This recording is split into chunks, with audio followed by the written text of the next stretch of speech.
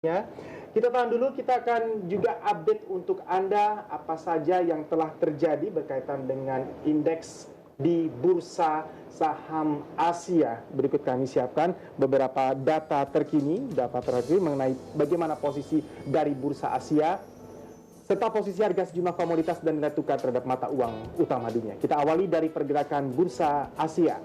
Posisi dari bursa Asia di indeks Nikkei menguat 0,65% ke level 18.947. Kospi Index menguat 0,38% ke level 2048. STI Index menguat 0,85% ke level 3094,43 dan indeks Hang Seng melemah 0,06% ke level 23.138,15. Dari pergerakan indeks kita beralih ke pergerakan komoditas hingga saat ini. Dari pergerakan komoditas, harga komoditas minyak untuk kategori NYMEX melemah 0,27% ke level 44,72 US dollars per barel pada running trade hari ini. Nikel menguat 0,77% ke level 10,515 US dollars per MT. Emas menguat 0,08% ke level 1165,36 US dollars per troy ounce pada running trade di hari ini. Dan CPO melemah 1,18% ke level 2.328 ringgit Malaysia per metrik ton pada closing kemarin. Langsung saja kita juga akan update mengenai pergerakan nilai tukar rupiah terhadap sejumlah mata uang dunia. Rupiah terhadap US dollar berada di level 13.667 rupiah. Euro berada di level 15.074 rupiah. Pound sterling di level 20.943 rupiah. Yen Jepang sementara itu berada di level 112,79 rupiah. Demikian tadi beberapa update yang bisa kami sajikan untuk Anda sebagai referensi informasi berkaitan dengan pergerakan bursa di Asia dan juga komoditas serta posisi mata uang rupiah. Kita akan segera mulai perbincangan kita dengan Bapak Dino Indiano. Beliau adalah Direktur Utama dari BNI Syariah. Terima kasih banyak Pak Dino Indiano atas waktu Anda tadi. Tepat sebelum talkshow kita sudah bahas bagaimana nih Pak kalau kita berbicara mengenai Indonesia, negara yang sangat luas, mayoritas penduduknya beragama Muslim. Apa yang perlu kita lakukan, Anda terutama wakili dari sektor perbankan, untuk bisa memaksimalkan, mengoptimalkan potensi market syariah yang kita miliki, khususnya dari dunia perbankan. Pak Dino, silakan. Baik, terima kasih. Assalamualaikum warahmatullahi wabarakatuh. Waalaikumsalam. Memang betul bahwa masyarakat di Indonesia majority adalah Muslim. Saat ini market share perbankan syariah di Indonesia belum sampai 5%. Padahal perbankan syariah di Indonesia sudah kurang lebih hampir 20 tahun ada di Indonesia. Bandingkan mungkin dengan negara tetangga yang saat ini ada di angka mungkin sekitar 22%. Permasalahan utama adalah kembali yang selalu tidak bosannya disampaikan oleh rekan-rekan di perbankan syariah adalah pastinya adalah masalah keberpihakan. Keberpihakan dalam hal ini dari seluruh stakeholder. Kenapa? Seperti kita ketahui, contohnya adalah dana haji. Itu baru 2014, tahun 2014 kemarin baru bisa beralih ke perbankan syariah. Padahal kita tahu persis bahwa dana haji itu sudah lama sekali ada di perbankan konvensional. Dan mungkin ke depannya pastinya perlu juga sosialisasi yang lebih masif lagi terhadap masyarakat di seluruh Indonesia bahwa aktivitas atau feature dari perbankan syariah itu sebetulnya sudah relatively sama dengan perbankan konvensional. Artinya untuk kebutuhan-kebutuhan yang paling mendasar, features daripada perbankan syariah itu semua sama. Apakah kebutuhan untuk giro, tabungan, deposito, maupun pembiayaan.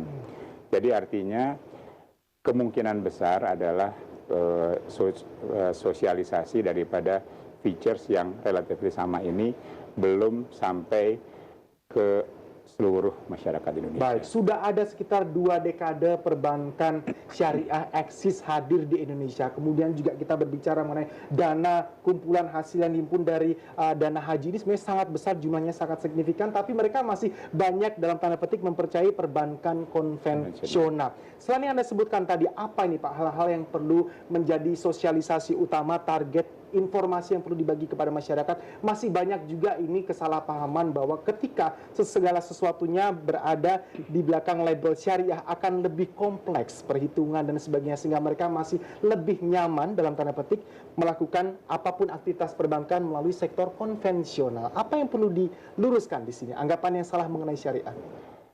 Ya, mungkin seperti tadi saya sampaikan, sebetulnya produk itu simple. Tadi kita berbicara tabungan, deposito, giro, itu semuanya ada persis seperti perbankan konvensional. Untuk dana pihak ketiga ini kan merupakan darah daripada perbankan. Benar. Jadi artinya kalau sekarang perbankan syariah menjadi bank transaksional dari seluruh masyarakat muslim di Indonesia, itu pasti dampaknya luar biasa. Nah, pertanyaannya kenapa masyarakat muslim yang begitu majority tidak melakukannya di perbankan syariah? Pertama, kemungkinan besar adalah tadi masalahnya adalah ketidaktahuan tentang kesetaraan daripada produk. Kedua adalah masih ketidaktahuan bahwa apakah bisa mengambil atau setor di seluruh outletnya perbankan konvensional untuk kepentingan perbankan syariah. Ini mungkin seluruh masyarakat belum cukup aware. Padahal aktivitas perbankan syariah itu bisa dilakukan di seluruh ATM di Indonesia. Ya. Itu contoh paling sederhana. Baik.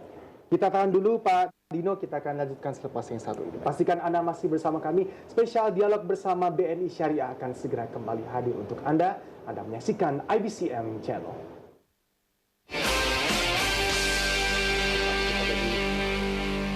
The first business capital market channel in Indonesia. Peresmian saluran TV pasar modal Indonesia Business Capital Market A Channel. reliable reference on global economic climate. Profil sukses orang-orang yang terjun di dunia bisnis. Up-to-date contents by reputable sources. Anda kembali menyaksikan Market Site, Call dan Akses. 15.150. 15.150. The one and only TV which provide 10 hours non-stop live report from the Indonesia Stock Exchange. IBCM Indovision Channel 100. Get the latest stocks and market information on special news bulletin and talk show. With more deeper analysis from reliable analysts, market headlines, Kalau utang, kalau itu segera pada saat ini, itu dampaknya juga kepada nilai tukar. and Market Now Season 2. Jadi untuk saat ini kan kita beli hari ini, belum tentu besok saham kita naik gitu.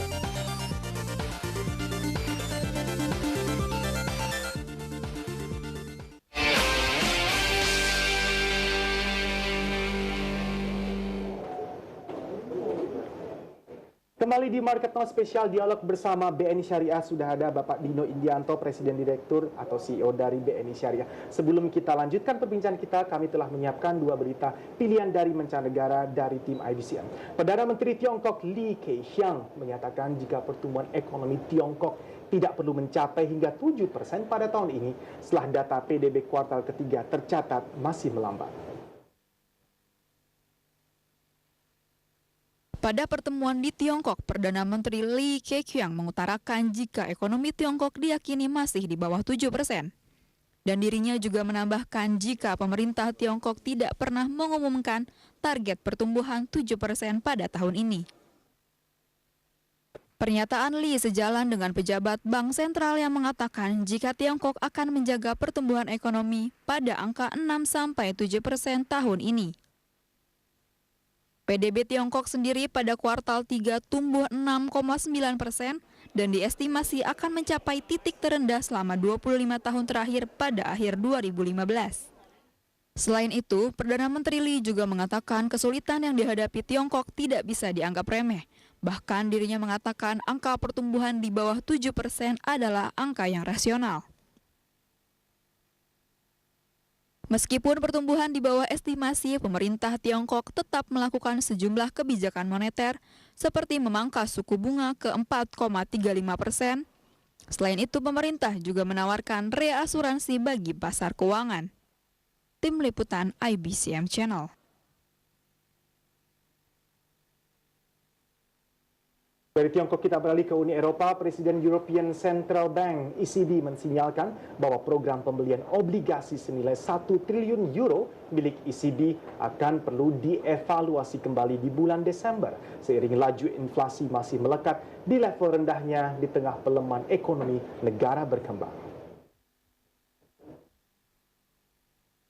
Presiden European Central Bank Mario Draghi mengatakan faktor kuat dan Sejauh ini dari sisi mungkin regulasi, kemudian yang menjadi trending topik saat ini adalah kebijakan-kebijakan, paket-paket kebijakan ekonomi yang sudah diambil pemerintah. Sejauh mana ini dari regulatory framework dan kondusivitas environment yang diperlukan sudah bisa memberikan pengaruh positif bagi berkembangnya perkembangan sektor perbankan syariah di Indonesia?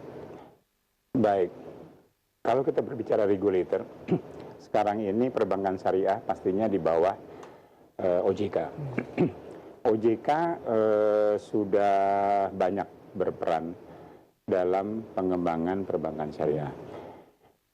Tapi banyak bukan berarti optimal. Jadi artinya menurut kami pastinya kita harus melaksanakan atau menjalankan PR kita bersama lebih intensif lagi.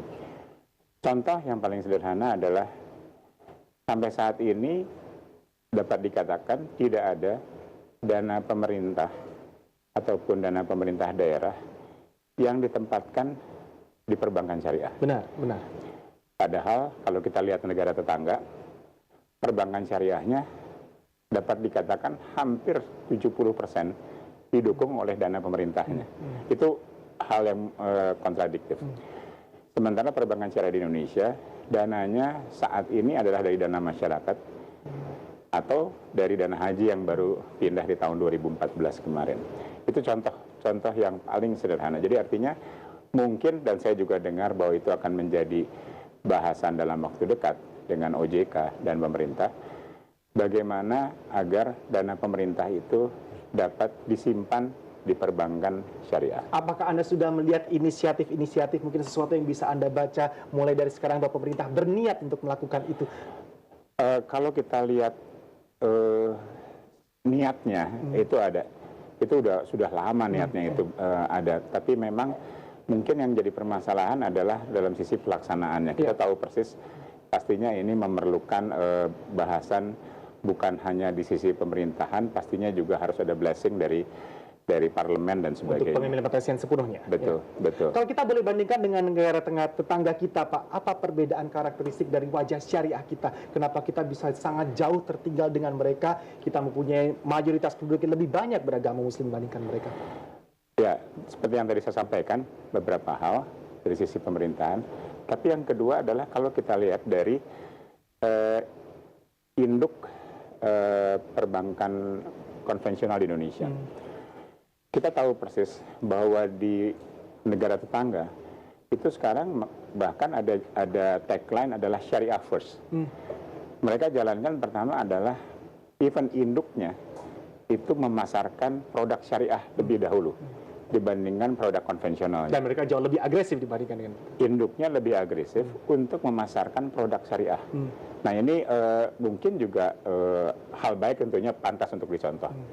Jadi artinya bahwa kembali saya sampaikan, memang betul kita masih 5%, tapi sebetulnya potensinya itu sangat luar biasa di Indonesia kalau kita memang bersama-sama memikirkan atau mencari hal baik di sekitar kita, negara tetangga, untuk dijalankan di Indonesia. Baik, di segmen terakhir kita akan bahas lebih detail lagi mengenai performance dan juga achievement yang telah diraih oleh Bank BNI Syariah. Selepas ini satu di Bapak. Pastikan Anda masih bersama kami akan segera kembali melanjutkan perbincangan bersama Bapak Dino Indiano. Beliau adalah Direktur Utama BNI Syariah.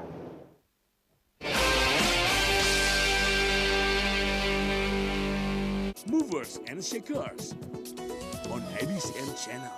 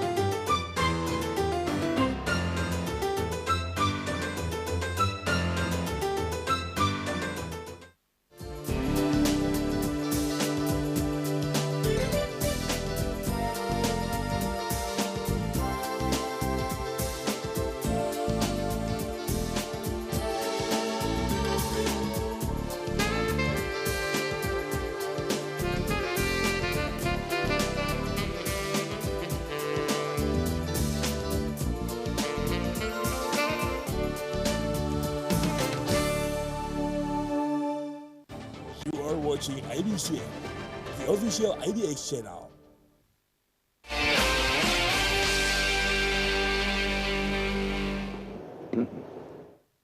Ya pemirsa IBCM, sebelum kita lanjutkan spesial dialog bersama BNI Syariah, saat ini telah ada Anggi Pasaribu yang akan memberikan update berita untuk Anda. Silakan Anggi.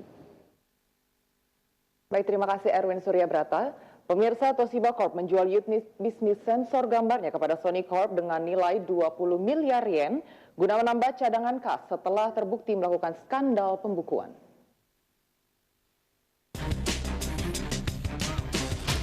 Media asal Jepang Nikkei melaporkan jika Toshiba menjual unit bisnis sensor gambar kepada Sony Corporation senilai 20 miliar yen atau setara dengan 165 juta dolar Amerika untuk menambah kas setelah tersangkut skandal pembukuan. Juru bicara Toshiba, Tatsuro Oishi, mengatakan negosiasi yang dilakukan oleh kedua perusahaan belum menghasilkan keputusan apapun. Di sisi lain, Toshiba sedang berusaha menjual beberapa asetnya untuk menaikkan kasnya setelah terbukti memanipulasi laporan keuangan dan memangkas sekitar 1,3 miliar dolar laba yang dilaporkan selama 7 tahun. Tahun lalu, Sony menguasai 40% dari total pasar sensor gambar senilai 8,7 miliar dolar. Para analis memproyeksikan jika pasar sensor gambar pada 4 tahun lagi akan naik sekitar 12 miliar dolar Amerika. Di sisi lain, Sony makin gencar untuk berekspansi demi mendorong kinerjanya. Sepanjang tahun ini, Sony melakukan belanja semikonduktor sekitar 4 kali lipat, mencapai 290 miliar yen untuk memenuhi permintaan pelanggannya seperti Apple Inc. dan Samsung Electronics Co. Tim Liputan, IBCM Channel.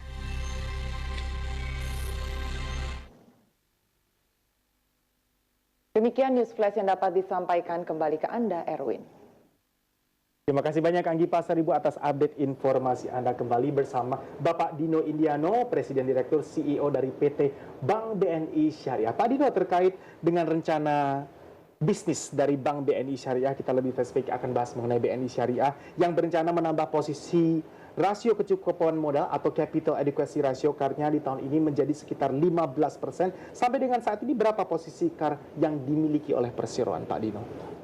Mungkin perlu saya sedikit koreksi bahwa berdasarkan prognosis kami itu sampai akhir tahun CAR kami itu di 15%. Iya. Nah, jadi artinya kalau kita lihat 15%, yang kita lihat bagaimana dengan tahun depan. Dengan growth kurang lebih rencana di 20% dari growth pembiayaan kita, itu kita menghitung penurunan CAR kita at least adalah di angka 2% sampai 2,5%. Artinya kurang lebih masih di angka 12,5% in terms of CAR di tahun 2016. Artinya sebetulnya 2016 itu masih cukup, walaupun agak sedikit mepet gitu kan. Yeah. Nah, itu sebabnya kami merencanakan bahwa harus ada penambahan modal either di akhir 2016 atau di awal 2017. Artinya di kuartal pertama 2017 at least untuk memenuhi kebutuhan CAR di tahun 2017 sebetulnya.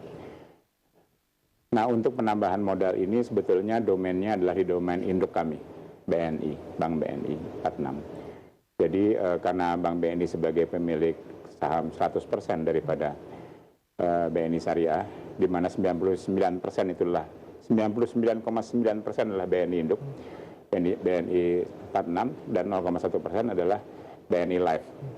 Artinya semuanya BNI lah gitu kan. Nah, jadi penambahan modal itu adalah keniscayaan bahwa kita memang harus ada penambahan modal. Hanya teknisnya, apakah itu BNI yang menambah modal atau melalui IPO atau mungkin nanti ada strategic investors, itu masalah teknisnya. Yeah. Tapi bahwa penambahan modal tetap harus dilakukan sejalan dengan growth-nya BNI Syariah either di akhir 2016 atau di awal 2017. Baik, dikembalikan ke domain induk perusahaan di BNI semua termasuk untuk melantai di Bursa Efek Indonesia untuk IPO. Hingga triwulan ketiga 2015 ini, pemirsa, menurut Anda Bapak, berapa total pembiayaan yang bisa atau harus direalisasikan oleh perusahaan? Dan ini berapa persen pertumbuhannya secara year on year ketika kita mencoba mengukur performance dari PT Bank BNI Syariah sejauh ini? Yang mungkin awalnya perlu saya sampaikan bahwa per September year on year kami dari sisi laba itu adalah growth 50%. Artinya itu angka yang sangat baik untuk BNI secara year on year dari sisi perolehan laba. Di mana kalau kita berbicara year on year dari sisi pembiayaan aset, dimulai dari aset dulu. Aset itu kurang lebih kita di 21% growth year on year-nya. Dengan pembiayaan kurang lebih di angka juga sama di 21%. Sementara dana pihak ketiga kurang lebih year on year growth-nya di angka 24%. Nah jadi kalau kita lihat tahun 2015 ini, sebetulnya growth kita masih on track dengan rencana bisnis bank kita yang kita sampaikan ke OJK. Betul bahwa kalau kita bandingkan dengan akhir tahun, kami masih kurang sedikit dari sisi pembiayaan, karena pembiayaan kami harus mencapai di angka 18,2 triliun, di mana pencapaian sekarang kurang lebih di angka 16,8 triliun. Tapi di sisi aset, kami sudah per September itu sudah sama dengan RBB Desembernya yang kami sampaikan ke OJK. Meskipun semua bisnis plan dan strategi masih dianggap on track dengan yang adanya isu pertumbuhan ekonomi Indonesia yang mengalami sedikit perlambatan, kemudian market syariah dimiliki juga hanya sekitar berkontribusi 5% dari seluruh total populasi yang ada. Ini apa Pak, hambatan tantangan utama yang akan segera diprioritaskan PT Bank BNI Syariah untuk segera dicari jalan keluarnya agar kita bisa menggenjot, bisa lebih speed up ini perolehan laba dari Bank BNI Syariah?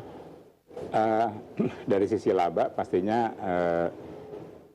insya Allah tercapai, karena target kita adalah di 163 miliar dengan perolehan kami laba di September itu di 156. Artinya insya Allah akhir tahun ini sisi laba pasti kecapai. Baik, ini juga sedikit informasi untuk pemirsa kita. Pada tanggal 25 September 2015 lalu, BNI Syariah berhasil menjadi juara satu kategori private keuangan non-listed dalam acara Annual Report Award 2014. Ini adalah untuk yang kedua kalinya secara berturut-turut. Singkat saja Pak, apa arti achievement ini bagi Bank BNI Syariah untuk kedepannya bisa lebih berperforma?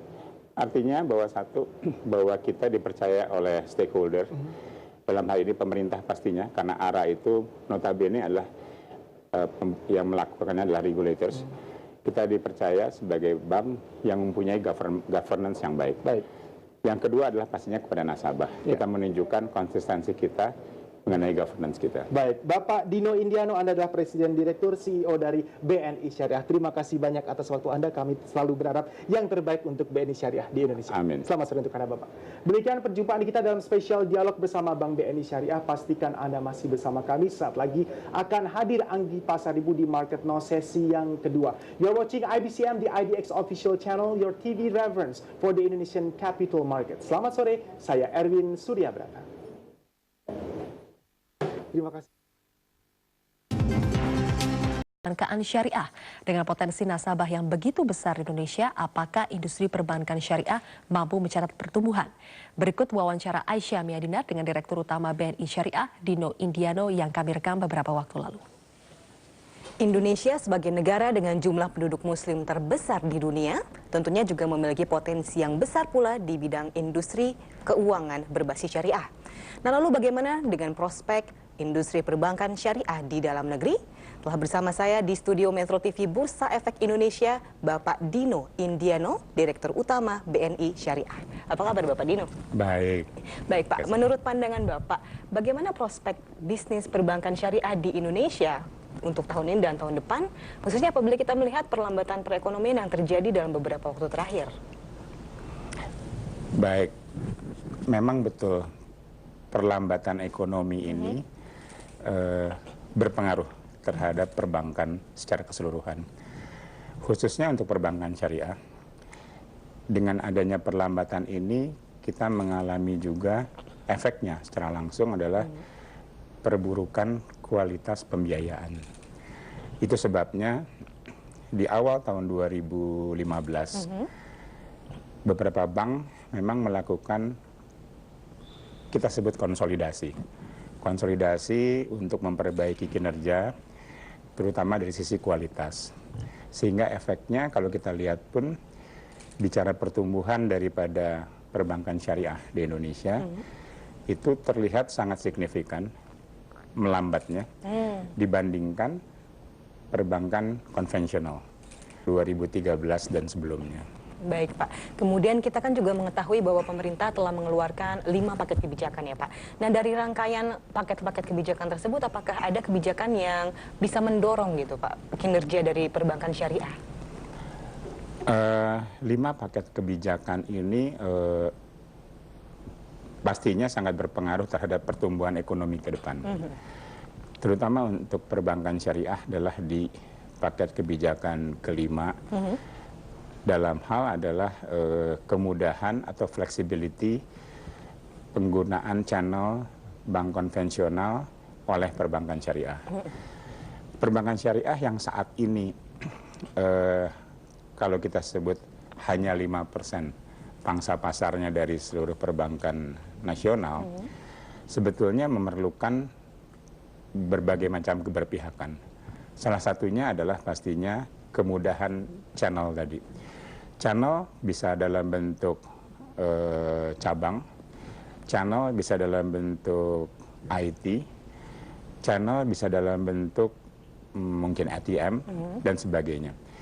Nah, dengan paket kebijakan kelima, di mana kita perbankan syariah dimudahkan mempergunakan channel daripada channel induk kita, itu akan mempermudah atau memperbesar jangkauan perbankan syariah ke seluruh masyarakat.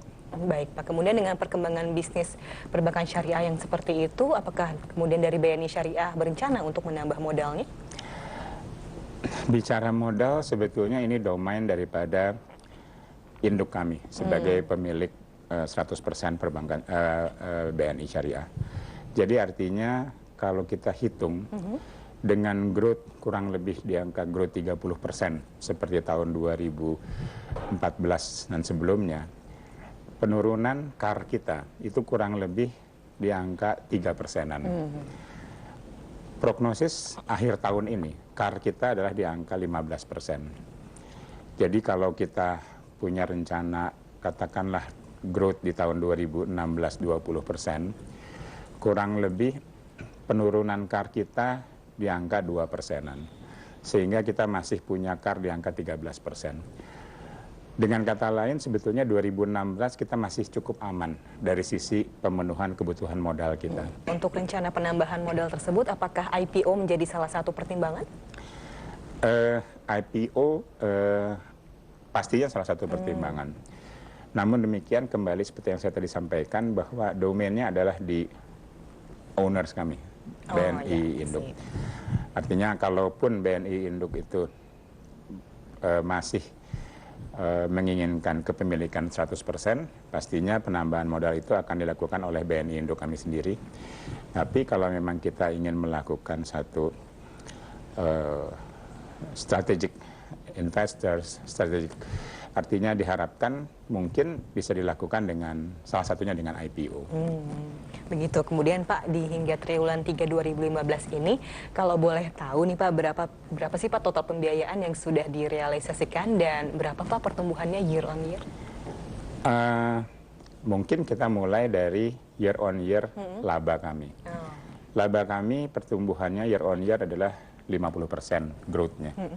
Jadi angka September kami laba naik 50% dibandingkan angka September tahun 2014.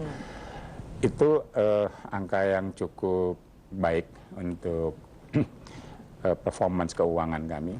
Dimana kalau kita berbicara year on year growth daripada aset, itu adalah di angka 21%. Nah, sehingga dari situ kita melihat bahwa performance keuangan BNI Syariah masih cukup stabil, di mana salah satu penyebabnya adalah kami masih tetap mempertahankan rasio non-performing financing kami itu masih di angka 2,5%. Dibandingkan dengan mungkin non-performing industri perbankan syariah yang di angka mungkin sekarang ini di angka 4,6%. Baik Pak, kemudian kalau boleh dikasih tahu lagi, bagaimana sebetulnya strategi dari BNI Syariah untuk memperoleh dana pihak ketiga selama ini Pak? 2014 kami memperoleh pelimpahan dana haji. Dana haji itu adalah efek daripada kebijakan Departemen Agama untuk memutuskan bahwa dana haji di Indonesia harus dikelola oleh perbankan syariah. Nah, sehingga 2014 kami dialihkan dana haji dari BNI Induk ke BNI Syariah. Sehingga 2014 growth daripada dana pihak ketiga kita sangat signifikan. Nah, sementara kalau 2015 selain dari setoran haji yang rutin, kami lakukan adalah menggunakan 200 channel kami. Kemudian adakah strategi lain untuk meningkatkan DPK tersebut? Kami bekerja sama dengan Master, di mana dengan Master ini kami melaunch program kartu debit khusus untuk jemaah haji dan umroh. Oh begitu. Di mana kita tahu persis bahwa jemaah haji kita setiap tahun kurang lebih hampir 200.000 dan jemaah umroh kita setiap bulan itu kurang lebih 125.000. Nah, menurut kami dan Master itu merupakan potensi market yang sangat besar jika jemaah haji dan umroh menggunakan kartu debit, di mana jemaah haji dan umroh tidak perlu lagi membawa uang tunai, apakah real, apakah US dollars, tapi dia cukup memasukkan dananya dengan kartu debit tersebut. Terima kasih informasinya Pak. Dan demikianlah informasi singkat dari Bapak Dino Indiano, Direktur Utama BNI Syariah. Demikian kembali ke studio. Pemirsa Metro Bisnis akan jeda terlebih dahulu. Saya jeda, kami akan kembali dengan informasi mengenai pemerintah Dubai Uni Emirat Arab menjanjikan hadiah emas.